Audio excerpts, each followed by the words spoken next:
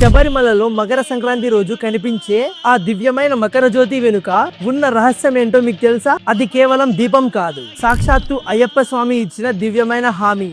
అది ఏంటో తెలుసుకోవాలి అని అనుకుంటే వీడియో వరకు చూడండి. మకర సంక్రాంతి రోజు అయ్యప్ప స్వామి జ్యోతి రూపంలో ఎందుకు దర్శనమిస్తారంటే, శబరిమలలో అయ్యప్ప స్వామి విగ్రహాన్ని ప్రతిష్ఠించిన రాజశేఖర రాజుకు ఒక సందేహం కలిగింది. అప్పుడు శాస్త్రాల ప్రకారం అయ్యప్ప స్వామిని యోగ పట్టాభదాసనం అనే దివ్యమైన భంగిమలో విగ్రహంగా మలిచారు. ఈ విగ్రహ ప్రతిష్ఠ జరిగింది కూడా మకర సంక్రాంతి రోజే. అయితే భక్తులకు దర్శనం ఇవ్వడం గురించి అయ్యప్ప స్వామి తన భక్తులను అనుగ్రహించడానికి మకర సంక్రాంతి రోజున మకర జ్యోతి రూపంలో స్వయంగా దర్శనమిస్తానని ఒక గురువుకు మాట ఇచ్చారట. ఆ మాట ప్రకారమే ప్రతి సంవత్సరం ఆ రోజున ఆ దివ్యమైన ముహూర్తంలో అయ్యప్ప స్వామి తన భక్తులకు కనువిందు చేస్తూ జ్యోతి రూపంలో దర్శనమిస్తారు. సో అందుకే ఈ మకర జ్యోతి కేవలం దీపం కాదు, అయ్యప్ప స్వామి మనందరికీ ఇచ్చిన దీవెన. ఈ వీడియోని ప్రతి ఒక్క అయ్యప్ప భక్తుడికి షేర్ చేసి కామెంట్ లో ప్రతి ఒక్కరు స్వామియే శరణమయ్యప్ప అని కామెంట్ చేయండి.